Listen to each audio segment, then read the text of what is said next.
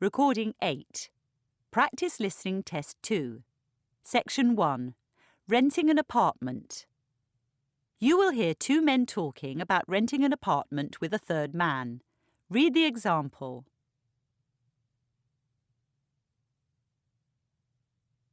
Hi, Jack. Sorry I'm late. No problem, Peter. We're still waiting for Mike.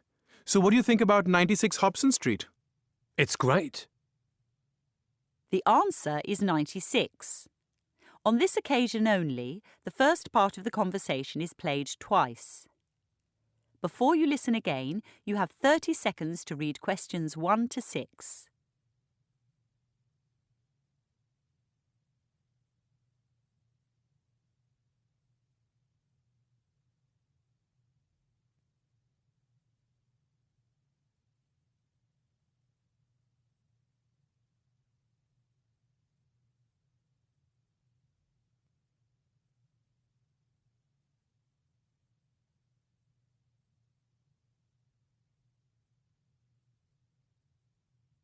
Hi, Jack. Sorry I'm late. No problem, Peter. We're still waiting for Mike. So, what do you think about 96 Hobson Street? It's great. You don't think the building's too noisy, so close to the motorway? It depends which apartment we take. What are our options? At the moment, there are 2 apartments available. One on the 4th floor, the other higher up. Do they get views? Apartment 1520 does. Last night I went online and took a virtual tour of the building. One thing I noticed was that 3-bedroom apartments have only 1 double bedroom. Mostly that's true. But apartment 414 has 2. What about bathrooms? A single bathroom in each apartment. And balconies? 414 has 2 small balconies off the bedrooms. The kitchens in the tour looked good, but I can't remember whether they come with a dishwasher and a washing machine. Yes, they do. The kitchen in 1520 is quite small, but there's a large L-shaped living room to compensate. I know Mike's got a car. Is there a garage? Secure parking is limited to tenants who pay over $600 a week. How much is the rental on the apartments you saw? 414 is $450 and 1520 is $610. That's quite a difference. Yeah. And 1520's only got 1 double bedroom, right? Uh-huh. But it's facing away from Hobson Street, so it'll be quiet, and Mike's car would be safe. Right. I'm planning to sign the lease on Friday. The agent wants it to start in the 2nd or 3rd week of March. I'll be away until the 8th. All right. Let's have it start on the 9th. The 9th sounds fine. Before you listen to the rest of the conversation, you have 30 seconds to read questions 7 to 10.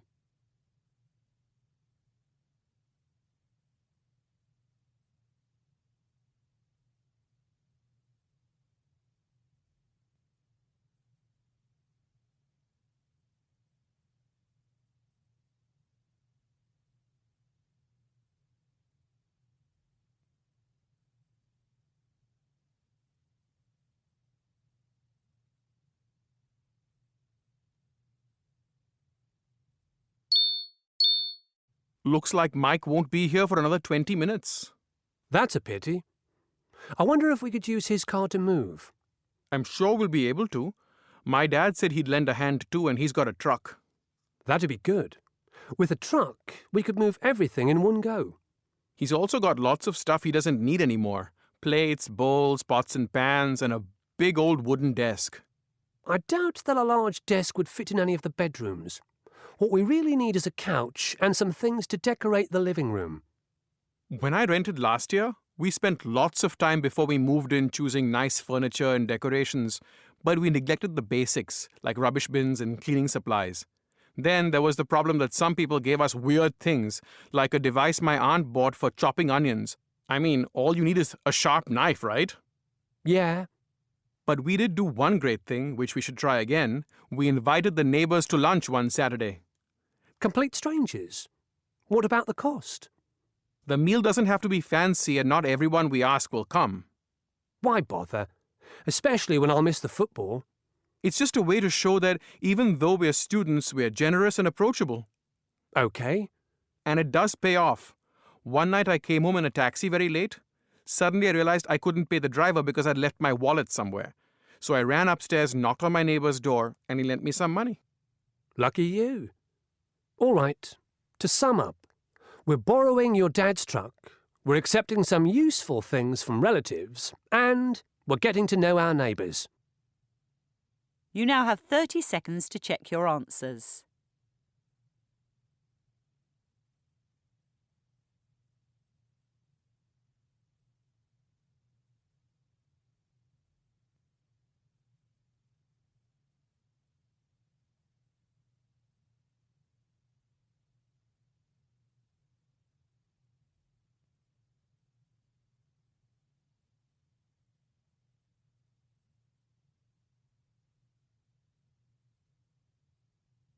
That is the end of Section 1.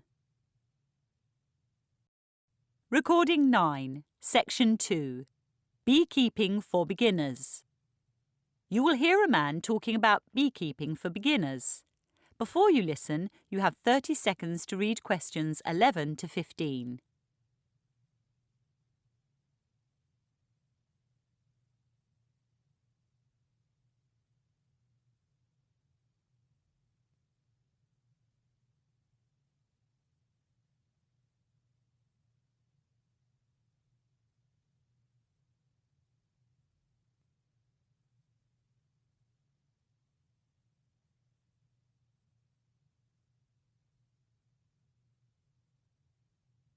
Good morning. As you may be aware, all over the world, bees are under threat. For their survival, the goodwill and hard work of enthusiasts like you is vital. Today, I'll present some facts about bees and beekeeping. Then I'll show you a Langstroth hive, which is a type commonly used by beekeepers. Bees and bee products can be eaten, and beeswax used to make candles and cosmetics. And of course, bees pollinate plants, so are essential in agriculture. There are many kinds of bees, solitary and social. Social bees live in colonies in the wild and can be cultivated in hives. The word eusocial describes the organisation of bee society. It's spelt EU plus social. It means there's one single reproductively active female to several males. It also signals a division of labour and cooperative care of the young by non-breeding individuals. In addition to honeybees, there are eusocial ants, termites, and naked vole rats. Before humans cultivated honeybees, wild colonies were raided, and sadly, this continues today. In Spain, 8,000-year-old rock drawings depict such raids, while Egyptian tomb paintings from 4,500 years ago show domesticated bees. However, the ancient Egyptians did not understand bee society and killed most of their insects in the quest for honey. Hives with movable parts that ensure continual honey collection and the safety of the queen were designed just 170 years ago by the American Lorenzo Langstroth. It is only in the last 300 years that the functions of the different parts of a bee colony and of the three types of honeybees themselves have been understood. A queen honeybee is the largest and most important member of honeybee society. She lives far longer than the other bees, up to 3 years, and her pheromones control the colony. Drones, or male honeybees, make up around 10% of a colony and live for just 4 months. They mate with queens and forage, but do little else. Female worker honeybees, constituting 90% of a colony, have a mere 6-week lifespan, yet they are the busiest creatures, guarding, cleaning, nursing, fanning and foraging. The queen lays eggs after she has been inseminated by a drone while flying in the open air. She can lay up to 2,000 eggs at one time. When unmated queens hatch from those 2,000 eggs, they will fight to the death, or one will fly away with a swarm to form her own colony elsewhere. The beauty of a Langstroth hive is that a beekeeper can separate out the laying queen and easily kill egg cells containing potential queens. Before you listen to the rest of the conversation, you have 30 seconds to read questions 16 to 20.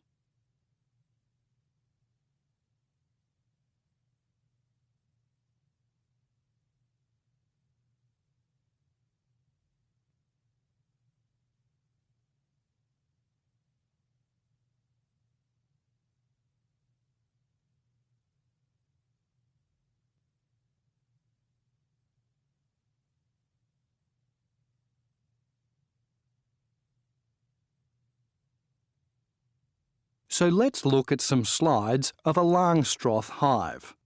I can't open my own outside as it's winter and not much is happening, but also because we'd all need to be wearing good protective clothing. Bees sting, remember, and their venom is poisonous. 2% of people who are stung experience an uncomfortable allergic reaction, and without medical intervention, a tiny minority die from toxic shock. Anyone who'd like to keep bees must first determine their allergic reaction. OK, here's a Langstroth hive with 9 elements. It stands at 1.5 metres and contains extractive boxes, from where you take the honey, and a brood chamber, where the queen breeds. This hive's got 2 extractive boxes, but you can build it up to 5. The hive is wooden, with a cover and a stand at top and bottom. There's always a wooden lid, letter B, on your diagram, and if keepers collect venom, there's a sheet of glass below the lid. The extractive boxes are shallow because they're frequently handled. They hold 30 kilos of honey each, and a beekeeper couldn't lift one if it were any deeper. The thin screen beneath the lower extractive box has holes that drones and worker bees can crawl through, but which are too small for the queen. She, therefore, remains in the deep brood chamber where the eggs are laid. The final element above the stand is a board that prevents other animals from getting inside. You now have 30 seconds to check your answers.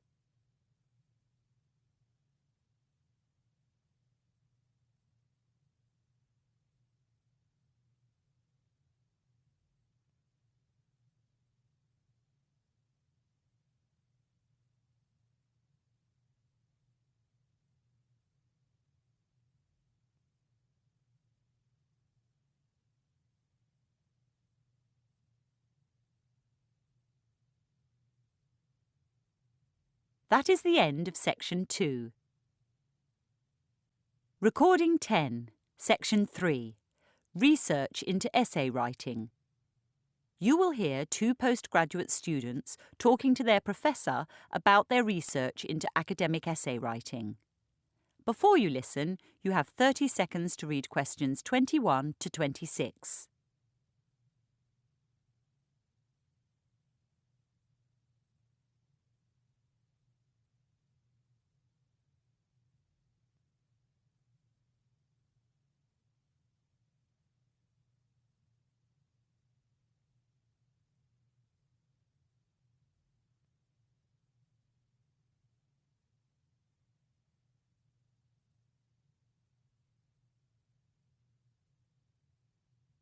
Come in, Sylvia.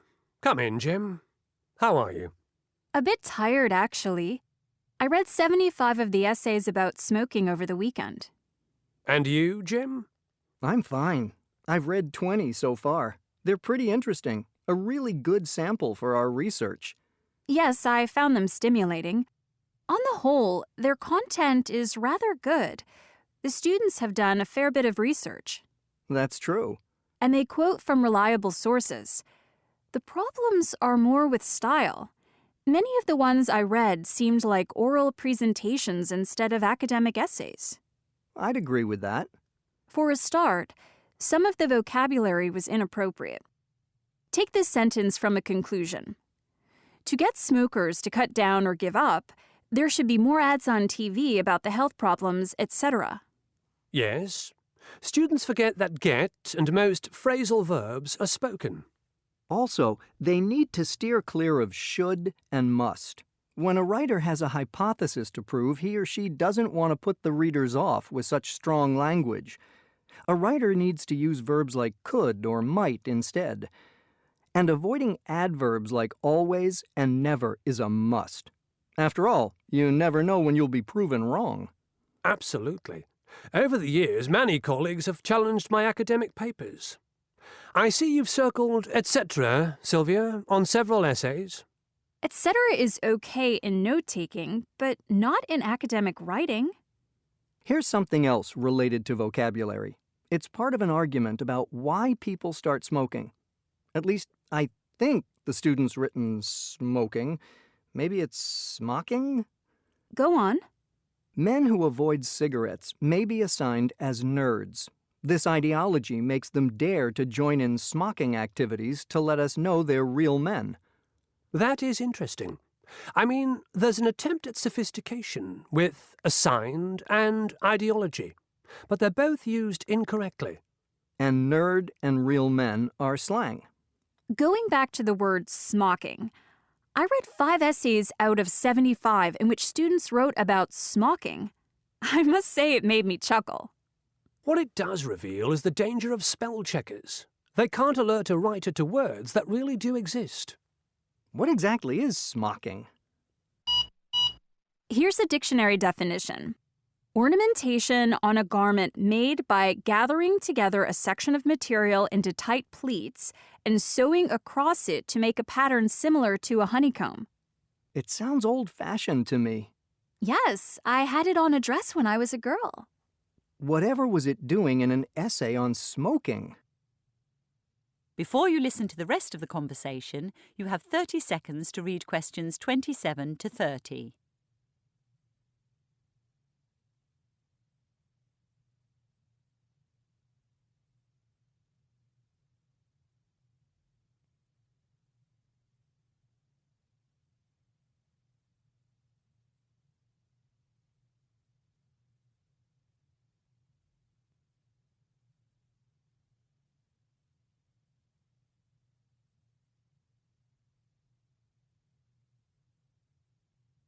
So, let's discuss what good academic writers do. How do they avoid the embarrassment of writing about smocking? Simple. They check their work. They write second and third drafts. In redrafting, they also reduce redundancy. Redundancy is a major issue. Listen to this. Secondhand smoke not only affects smokers, but also people around them, even loved ones, like wives and children, and it can lead to illness. What would you have written? Secondhand smoke can lead to illness. 6 words instead of 24. Good writers also avoid personal pronouns like I or me. After all, they're trying to construct universal arguments, not just give their opinions. And they put in or take out any capitals, commas, hyphens, or apostrophes where needed.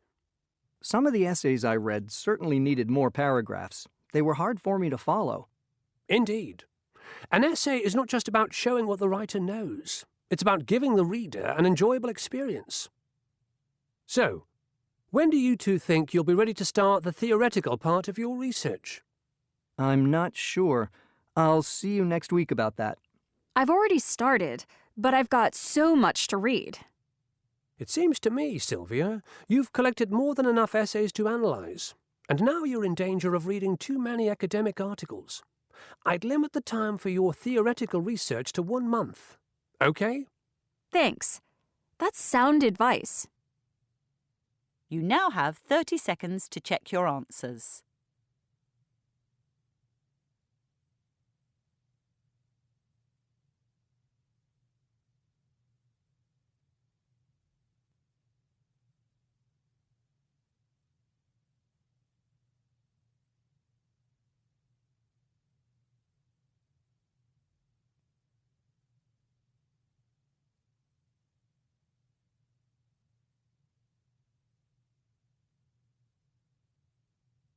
That is the end of Section 3. Recording 11, Section 4, Road Congestion and Market Failure. You will hear a lecture on road congestion as an example of market failure. Before you listen, you have 45 seconds to read questions 31 to 40.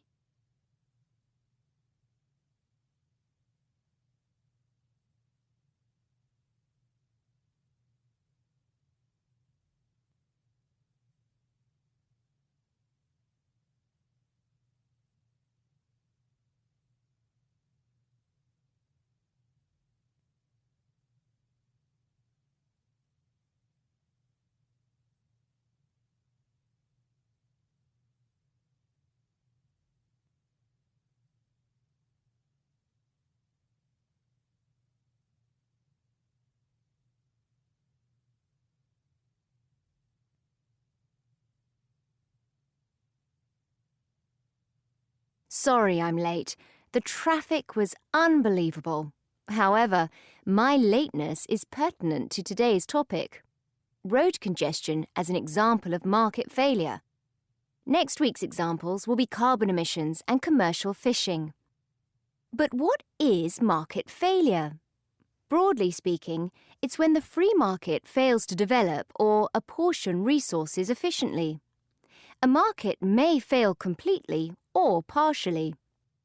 In the case of complete failure, resources cannot be allocated to satisfy need or want because there are insufficient incentives for profit-seeking firms to enter the market.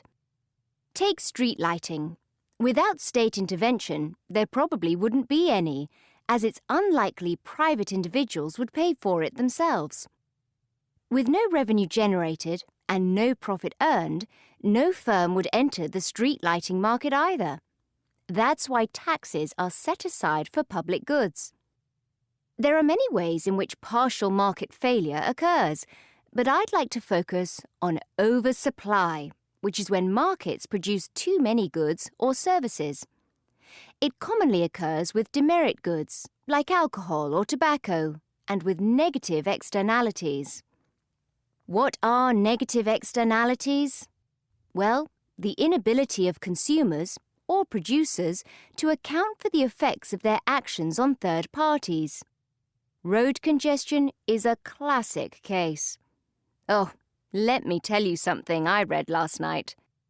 The speed of traffic in central London has remained fairly constant over the past 100 years.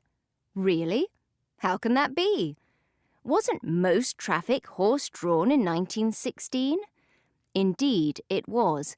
But the fact remains, in central London, giant four-wheel drives and sleek sports cars travel about as fast as wagons pulled by horses. Back to business. There are four main ways of dealing with congestion. 1. A city increases the amount of road space. 2. It improves public transport. 3. It reduces the demand for travel. Or 4. It increases the cost of private travel. In the case of London, the first measure is counterproductive. There are enormous costs associated with construction and a long delay between planning and availability. Once built, more roads only encourage more driving, and very soon congestion rears its ugly head again. On the surface, improving public transport seems a great idea, but even when it's reliable, cheap and convenient, it's viewed as an inferior good. As incomes rise, most of us leave inferior goods behind. I mean, we used to drink beer, now we drink boutique beer.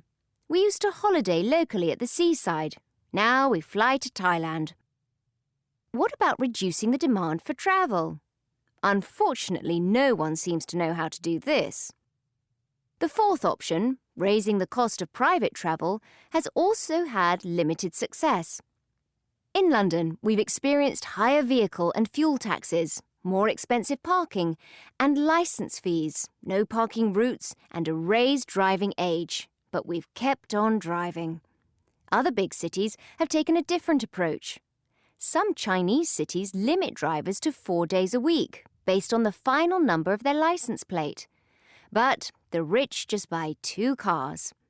Sydney and Singapore have tolls on bridges and tunnels, yet people pay up or drive longer routes to avoid tolls, creating traffic jams elsewhere. In 2003, London opted for a congestion charge in the central city. Back then, the charge was £5 a day. It's now £11.50. From its inception, there was a discernible decrease in traffic. Estimates in 2004 by Transport for London, or TfL, were that traffic flow was reduced by almost 20%, or 50,000 cars per day. Journeys were 15% faster. The number of bus journeys rose by 15%, and cycle usage by 30%. TfL stated that road traffic reduced a further 10% between 2011 and 14. However, a recent report has concluded that by 2031, congestion will have worsened by a staggering 60%, even if strict measures are adopted immediately. It seems as though the cycle is similar to building more roads. A sharp initial improvement, a slower improvement over time, followed by stasis and decline. So, to conclude, part of the reason for road congestion is an unquantifiable negative externality, exemplary of partial market failure. The free market is incapable of allocating resources efficiently. No matter what authorities do, people continue to drive. On some level, we all know congestion leads to more noise, pollution, accidents, and slower travel times. But cars are cheap, and their outlay is fixed.